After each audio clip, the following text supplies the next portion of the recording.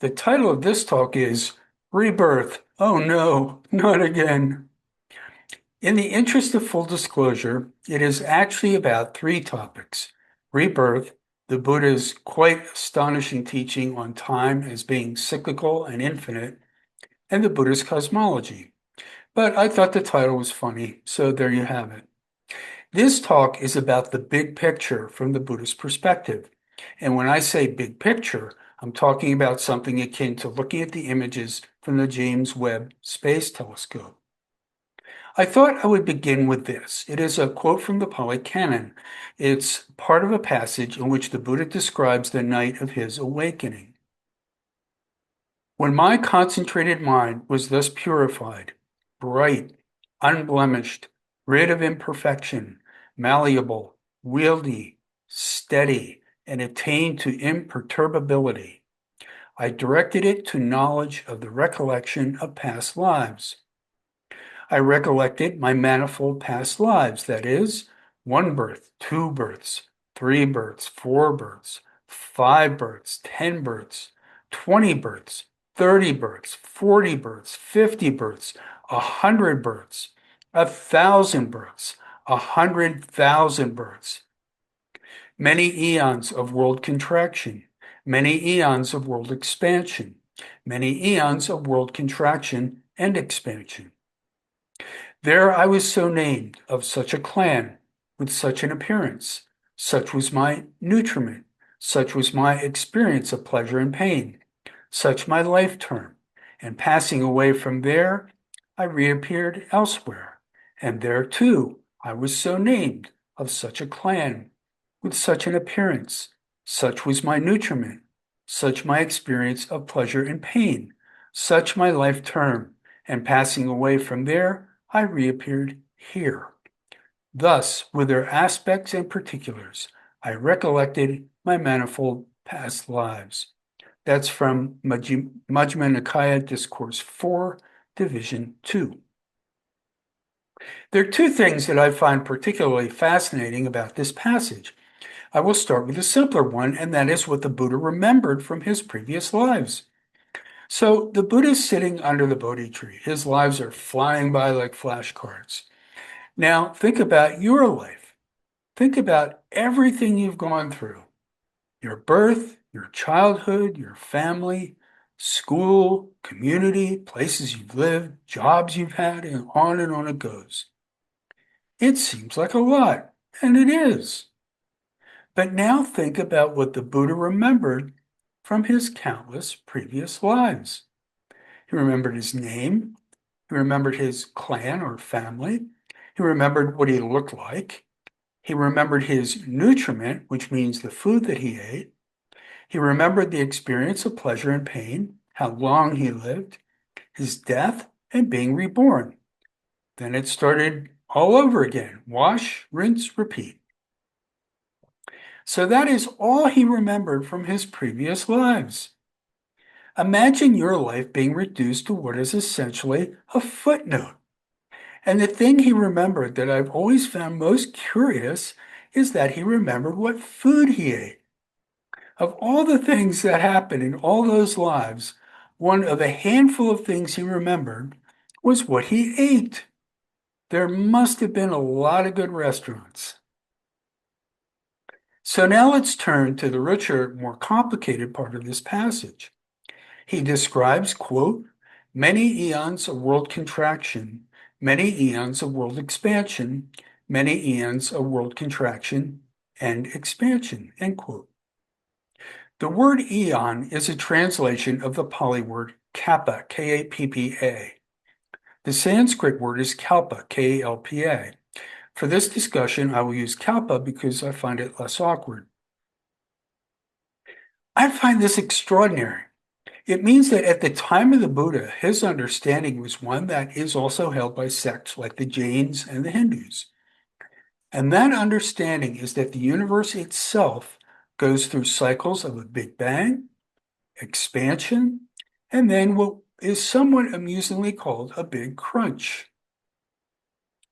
So how long is a life of the universe, a kalpa? That can be a complicated question, but I will give you a big number. Scientists estimate the age of the universe, the life of the universe, to be 33 billion years. After that time, the last star will die. The universe will go dark. Then eventually there will be the big crunch. Then there's another big bang, and here we go again. In the Buddha's teaching, time is infinite and it is cyclical. However, the notion of infinity did not exist at the time of the Buddha in India. So when he described what we call infinity, he used the Pali word anancam. That's Anancam dot under is the character, which at that time would have been translated as boundless. In the Samyutta Nikāya, the connected discourses of the Buddha, there's a division, Samyutta 15, that is devoted to the teaching on infinite time. The Pali name is Anamatagga Samyutta, which translates as connected discourses on without discoverable beginning. There are 30 discourses here. They're not very long, and I encourage you to read them. One thing I found amusing is that given that there was no word for infinity, the Buddha was reduced to using a variety of similes to impart the notion that he was talking about a really long time. Most of them begin with this passage. Bhikkhus, this samsara is without discoverable beginning. A first point is not discerned of beings roaming and wandering on, hindered by ignorance and fettered by craving. That's Samyutta Nikāya, Division 15, Sutta 20. And although it's not directly related to this discussion, one of the more fascinating ideas he presents is this one. Bhikkhus, this samsara is without discoverable beginning. It is not easy, bhikkhus, to find a being who in this long course has not previously been your mother, your father, your brother, your sister, your son, your daughter. For what reason? Because, bhikkhus, this samsara is without discoverable beginning. That's Samyutta Nikāya, Division 15, Sutta 19. I told this to my daughter when she was about 6 years old. She was greatly amused by the idea that she'd been my mother. As to an example of how the Buddha described samsara without discoverable beginning, here is one of his similes.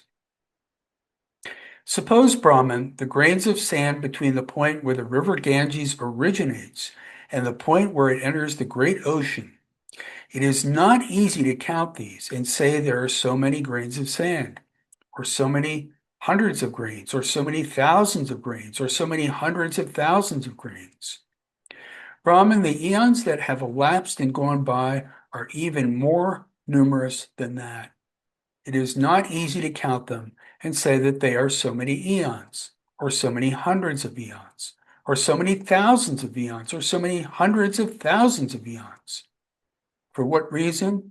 Because, Brahman, this samsara is without discoverable beginning. That's also from Samyutta Nikāya, Division 15, Sutta 19. It's mind-blowing, isn't it? Remember that the Buddha was saying this in the 5th century BCE. Modern science is still catching up to him. Like many of you, I grew up in a theistic Christian household. In that world, time is linear. There's a creation and there's a creator. Eventually, this linear time ends. There's Armageddon, a final reckoning, a rapture. And this view is often used as a theological bludgeon. And apropos of this, I have a story about theological bludgeoning. When Henry David Thoreau was dying, he had an aunt who today we would call an evangelical Christian. And she was, not surprisingly, quite disapproving of Henry and his transcendentalist friends. So as Henry was lying on his deathbed, she waved her finger at him and said, "Have you made your peace with God?" Henry quietly replied, "I wasn't aware we had ever quarreled." I love that story. But back to the issue of a theistic linear view. As you can see, this is not the Buddhist view, and it has a profound effect on how we think. Let's back up for a moment and talk about what can happen when you die. There are only three things that can happen. The first is nothing. That's the end of you. That is the end of your existence. The Buddha called this annihilationism. He specifically refuted annihilationism, which I find curious because I've heard what I call Buddhist teachers subscribe to that view. The Buddha renounced this view, and this is easy to look up. Among other places, it shows up in the very first discourse in the Pali Canon. This is the Brahmahala Sutta, which means the supreme net, what the teaching is not. This sutta gives a list of 62 wrong views, of which annihilationism is one of them. And apropos of annihilationism, this is easy to refute. There's been a lot of research into near-death experiences, for example. There are at least a dozen well-known and researched phenomena that refute this notion. The second thing that can happen is that you go somewhere forever, heaven or hell. The Buddha called this eternalism, and likewise, he refuted this idea as well. Many people who have had near-death experiences use them as, quote, proof, unquote, that this notion is true. But that is a case where people are taking a raw experience and superimposing their belief system onto it. However, we have quite a bit of research to prove the truth of rebirth. The most famous of these is the research at the University of Virginia. This was started by a psychiatrist named Ian Stevenson in the 1950s. His work continues to this day at the Division of Perceptual Studies. I invite you to go to their website. They have written many books. They have developed a set of scientific criteria over the years to confirm stories of previous lives. Keep in mind that none of this is Buddhist. These are academics. They are mainly PhDs and MDs. So let me give you a famous rebirth story from the Buddhist world. It's about a boy named Dhammaruwan. He's from Sri Lanka. At the age of 3, he started doing lengthy chants in Pali. His father, knowing something unusual was going on, had the foresight to record him. This is a quote from an article called Dhammaruwan, the boy who chanted in Pali. You can find it on the internet. Dhammaruwan was born in 1968 in a village to the north of Kandy. At the age of 2, he was adopted by a well-to-do couple in Kandy. There are many stories around the infancy of Dhammaruwan, even before the age of 2, which relate to rebirth and meditation practice. At the age of 3, in Kelstan, Kandy, he started to chant a certain verse of the Dhammashaka Sutta. Ever since that day, he's been chanting suttas from the Tripitaka, that's the Pali Canon, with little or no mistakes. The chanting style of these suttas are his own and nowhere else to be found or traced back to. As the child grew in age and was able to speak more, he related where he learned this particular style of chanting the suttas and how he was able to chant such deep and profound suttas, which even an adult finds difficult to chant precisely. He has said that in the 6th century AC, he, together with a few monks, accompanied the scholar monk Bharatanta Charya Buddhaghosa to Sri Lanka. He has said that including him, his name is Muditaghosa, the others were monks who had by hearted the Tripitaka or part of it. He says it is from this memory that he chants the suttas by recollecting that life. Until the age of 10, he was able to chant the suttas. The earliest recorded chanting was at the age of 3. In 1975, at 7, he joined a leading Buddhist school in Kandy for his education. I really butchered Buddhaghosa's first name, but we'll let that pass. You can find these chants online. I will post a link to them in the video description. They're quite beautiful. The chant mentioned in this article is what we call the Dhammashakapawatana Sutta, the turning of the wheel of the Dhamma. This was the Buddha's first sermon. It is also my favorite word, Dhammashakapawatana. It's like music. This sutta is long. It takes about 20 minutes to chant. It is hard to invent a story whereby a 3-year-old would spontaneously start chanting a sutta in the Pali language that takes 20 minutes to chant. There are all kinds of other types of experiences that point to the existence of past lives. These include predicting your next rebirth, announcing dreams, where typically a mother will dream of a forthcoming child, birthmarks from a previous existence, child statements about a previous life, recognizing people from a previous life, phobias, and so on. But there's one other piece of evidence I thought I would mention as well, and that is regression therapy. This is where hypnotherapy is used to have a patient recall past traumatic experiences.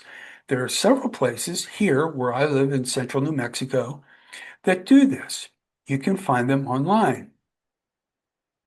In his book, Miracles Happen, Dr. Brian Weiss, who is a Columbia University trained MD and psychiatrist, wrote this. A patient of mine began having anxiety attacks while on her honeymoon in Greece.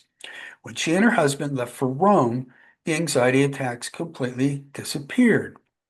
When she saw me as a patient, we did a past life regression and found that she had been killed in ancient Greece. Her anxiety attacks stemmed from that lifetime, even though she did not know why at the time.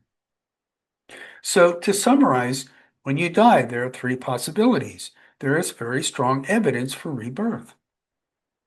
But then, let us look at what the Buddha is telling us. He's telling us that rebirth is true. It shows up repeatedly in his teachings. And frankly, for me, that's good enough. Some years ago, I heard people who claimed that the Buddha did not teach rebirth. By then, I'd already read a good portion of the Pali Canon, and I knew this was not true, but I decided to do a little research and to quantify it. So I spent some time with my dear friend, the Majjhima Nikāya, the middle-length discourses of the Buddha. I went through all 152 discourses, and what I found was that rebirth in some form is referenced in 89 of them. If you want to see the entire table that lists the suttas and how rebirth is referenced in each of them, there's a link to that table in the video description. So we have 2 quite different ways of looking at proof of rebirth. The scientific research, like that at the University of Virginia, and the word of the Buddha. So that's rebirth. Now, let's put this into the Buddha's understanding of time as being cyclical and infinite. Let me start with a brief discussion of the Buddhist cosmology. According to the Buddhist tradition, there are 32 realms. You can see them in the split screen. I will also post a link to this chart in the video description. These range from the hell realms up through the hungry ghost realm, the animal realm, the human realm. Then there are a bunch of deva realms, which are heavenly realms. And finally, there are 4 formless realms, which are the highest heavenly realms. Then there is nirvana, which is Sanskrit, or nibbana, which is Pali, which is the only place that is unconditioned. Every other realm is subject to the laws of conditionality. Although this is a bit of a side trip, here let me insert an important comment. You will hear that nirvana, nibbana, and samsara are the same, that they are non-dual. This is a very confusing statement for good reason, and that is that they are not the same. The Buddha taught a duality, that there is a clear distinction between the conditioned, the world of samsara, and the unconditioned, which is nirvana.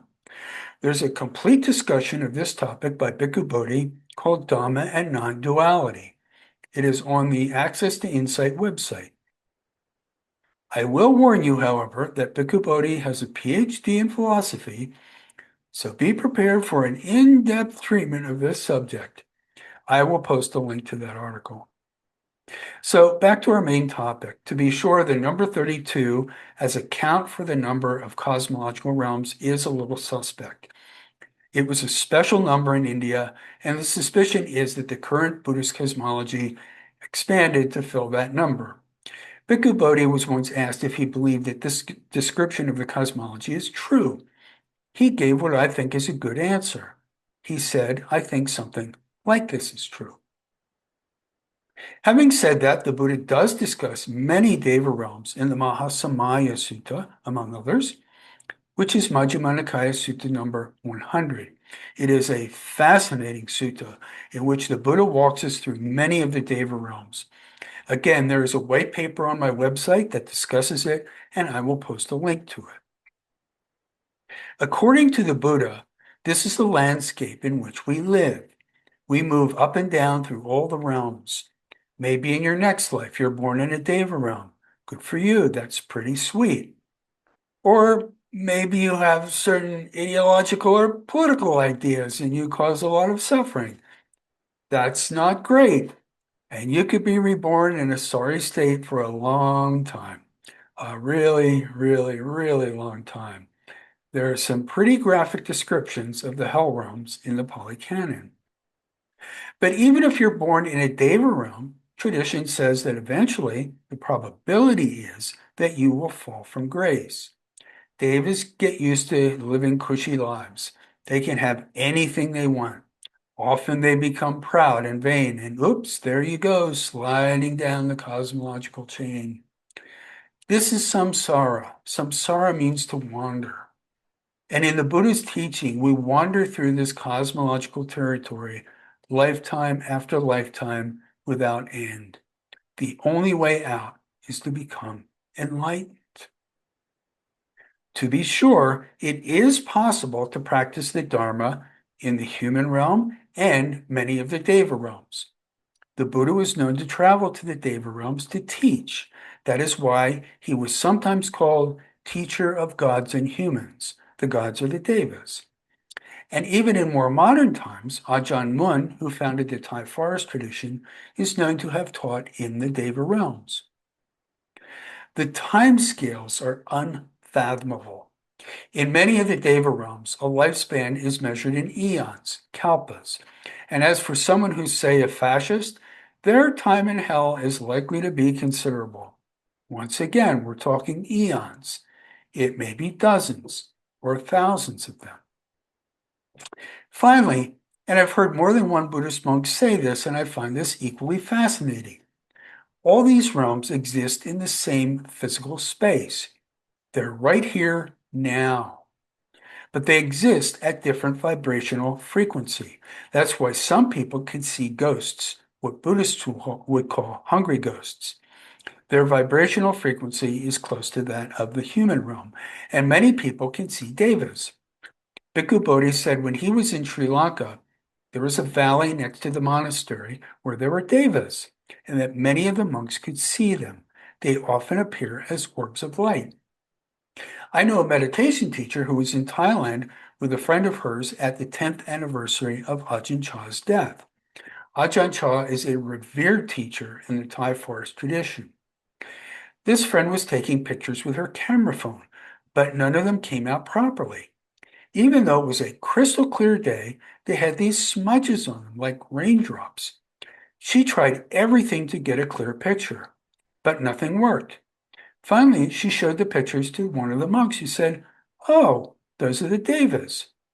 You can see this photo in the split screen. Now that we've looked at the cosmology, let's look at some time frames in the life of the universe.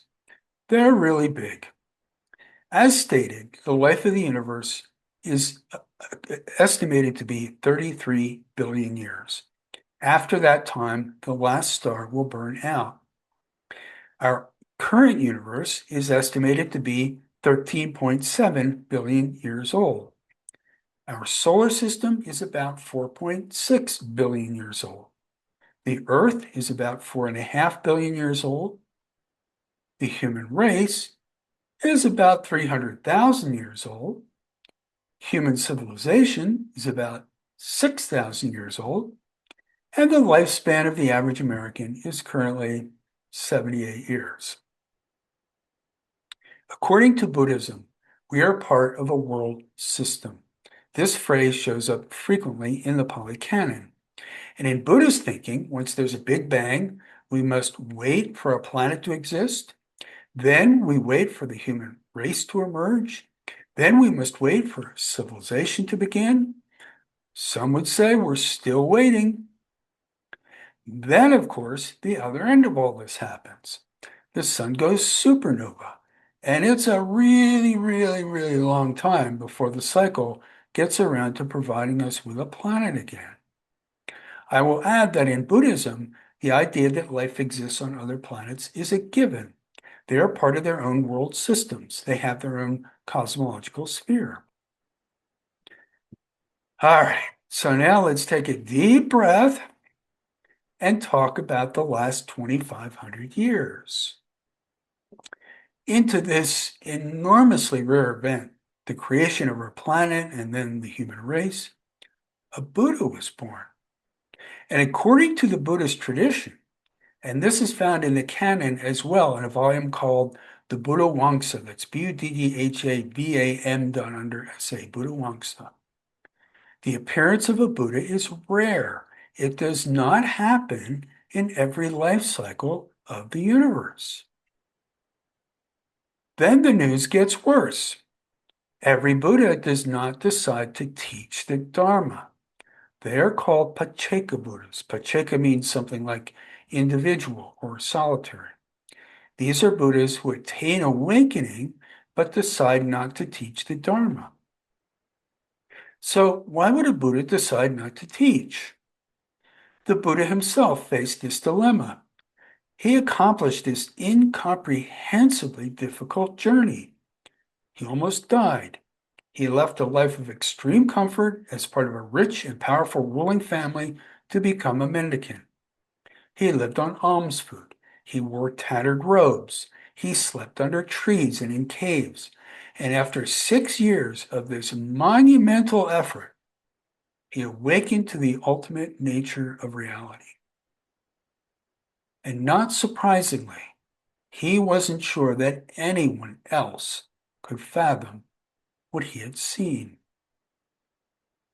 He said this, I considered this Dhamma that I have attained is profound, hard to see and hard to understand, peaceful and sublime, unattainable by mere reasoning, subtle to be experienced by the wise. But this generation delights in attachment, takes delight in attachment, rejoices in attachment. It is hard for such a generation to see this truth, namely, specific conditionality, dependent origination. And it is hard to see this truth, namely, the stilling of all formations, the relinquishing of all acquisitions, the destruction of craving, dispassion, cessation, nibbana. If I were to teach the Dhamma, others would not understand me, and that would be wearying and troublesome for me. Then he recites this poem. Enough with teaching the Dhamma that even I found hard to reach, for it will never be perceived by those who live in lust and hate. Those died in lust, wrapped in darkness, will never discern this abstruse Dhamma, which goes against the worldly stream, subtle, deep, and difficult to see. He finishes with this statement. Considering thus, my mind inclined to inaction rather than to teaching the Dhamma. That's from Majjhima Nikāya, Discourse 26, Division 19.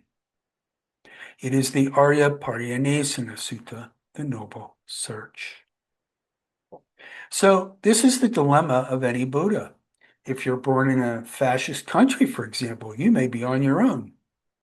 Fortunately for us, the Brahma Sahampati convinced the Buddha to teach. The Buddha describes his decision in this famous and epic passage. Then I listened to the Brahma's pleading, and out of compassion for beings, I surveyed the world with the eye of a Buddha. Surveying the world with the eye of a Buddha, I saw beings with little dust in their eyes and with much dust in their eyes, with keen faculties and with dull faculties, with good qualities and with bad qualities, easy to teach and hard to teach, and some who dwelt seeing fear and blame in the other world, that would be the Deva realms, and some who dwelt seeing fear and blame, just as in a pond of blue or red or white lotuses, Some lotuses that are born and grow in the water thrive immersed in the water without rising out of it. And some other lotuses that are born and grow in the water rest on the water's surface. And some other lotuses that are born and grow in the water rise out of the water and stand clear, unwetted by it. So too, surveying the world with the eye of a Buddha, I saw beings with little dust in their eyes and with much dust in their eyes, with keen faculties and with dull faculties, with good qualities and with bad qualities, easy to teach and hard to teach, and some who dwelt seeing fear and blame in the other world. Then I replied to the Brahma Sahampati in stanzas. Open for them are the doors to the deathless. Let those with ears now show their faith. Beings with little dust in their eyes. It is one of the seminal phrases of the Buddhist tradition. So let's rewind and review this context. There's a Big Bang, then our solar system forms, our planet forms, a human race evolves, civilization evolves, a Buddha is born, and he decides to teach the Dharma. There isn't a lottery that ever existed that had greater odds against winning. The Buddha discussed the improbability of our situation in a famous sutta of his. It is the Shigala Sutta, that's Chiggala. It is Samyutta Nikāya, Division 56, Sutta 48. The word Shigala literally means hole. In this context, it is something like the hole in a wreath. This is the sutta. Monks, suppose that this great earth were totally covered with water, and a man were to toss a yoke with a single hole there. A wind from the east would push it west. A wind from the west would push it east. A wind from the north would push it south. A wind from the south would push it north. And suppose a blind turtle were there. It would come to the surface once every 100 years. Now, what do you think? Would that blind sea turtle coming to the surface once every 100 years stick his neck into the yoke with a single hole? His monks reply, it would be a sheer coincidence, Lord, that the blind sea turtle coming to the surface once every 100 years would stick his neck into the yoke with a single hole. The Buddha replies, it's likewise a sheer coincidence that one obtains the human state. It's likewise a sheer coincidence that a Tathagata, that's the Buddha, worthy and rightly self-awakened, arises in the world. It's likewise a sheer coincidence that a doctrine and discipline expounded by a Tathagata appears in the world. Now, this human state has obtained a Tathagata, worthy and rightly self-awakened. He has arisen in the world. A doctrine and discipline expounded by a Tathagata appears in the world. Therefore, your duty is the contemplation. This is stress. This is the origination of stress. This is the cessation of stress. Your duty is the contemplation. This is the path of practice leading to the cessation of stress. These are, of course, the Four Noble Truths. And here we are today in this moment with our 78-year average lifespan. We've been born into the human realm, and we have an opportunity that is beyond comprehension. I heard a story about this some years ago. There was a young man in Thailand. As you may know, in Thailand, all young men enter a Buddhist monastery for some period of time. It may be as little as a month. This young man had just finished high school. He had fallen in love with a young woman, and they planned to get married. But before that, he entered a monastery for 6 months. And at the end of that 6 months, he decided to ordain permanently. As you can imagine, his bride-to-be was quite upset. But he said to her, look, I've done this over and over and over again. I've been born, got married, had a family, and then died and did it all over again. So here we have the Buddha's quite radical view of the context for our lives. The cosmos ranges from the hell realms up through the formless realms. This is samsara. We wander throughout these realms in, quote, time without discoverable beginning, end quote. This is part of the problem, by the way, with the notion of a bodhisattva. In the Mahayana traditions, they believe in this idea, that is, to postpone enlightenment until all beings have attained awakening. However, if you attain stream entry, which is the first stage of awakening, you will become fully enlightened in no more than 7 lifetimes. And unless you at least attain stream entry, you are destined, you might say doomed, to move up and down through all the realms, and this will never end. As long as we exist as we do, we will continue to do harm. By definition, we have defilements. At the moment, the degree to which we have defilements may be small, otherwise you would not be watching this. Nonetheless, unless we become enlightened, we will continue to have defilements. In some future rebirths, those defilements are likely to be much stronger, given that we are destined to evolve and devolve ethically. Then there is this human realm. Look at how much of the earth's resources we take. We have cars and houses and all our possessions. Everything we own comes from the earth. We live in a culture that puts so much emphasis on money and power and wealth. But from a spiritual perspective, this is spiritual poverty. And when the moment of death arrives, many people suffer a painful epiphany. I know a monk who says, and these are his words, so I apologize for the language, that when some people die, they have an oh shit moment. Finally, let me talk about what happens after you're fully enlightened. This is not a subject you will hear about very often in Buddhist circles, but I've heard the great Buddhist nun Ayakema and the vice abbot of Bodhinyana Monastery, Ajahn Brahmali, talk about this. There is a fabric of goodness in the universe. I call it a spiritual ether. This fabric always exists. You can tap into it in deep states of meditation. You can channel metta from it. And when an arahant, someone who is fully enlightened, dies, they become part of this spiritual ether in a way that benefits all living beings. This is nirvana. In contrast, evil manifests like spikes on a seismograph. Episodes appear and disappear. Evil comes and goes. But the fabric of goodness is always there. So this is the stage.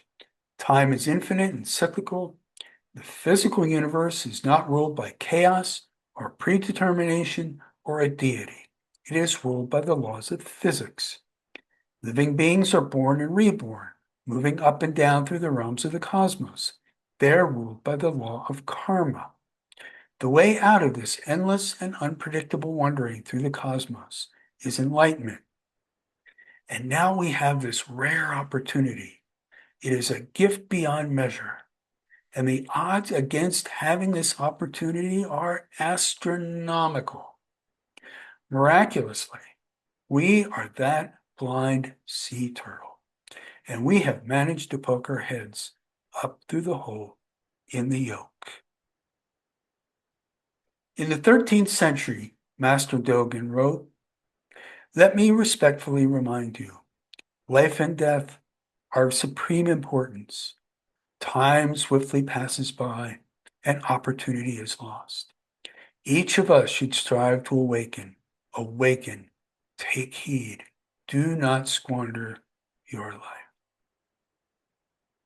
Thank you for the gift of your attention.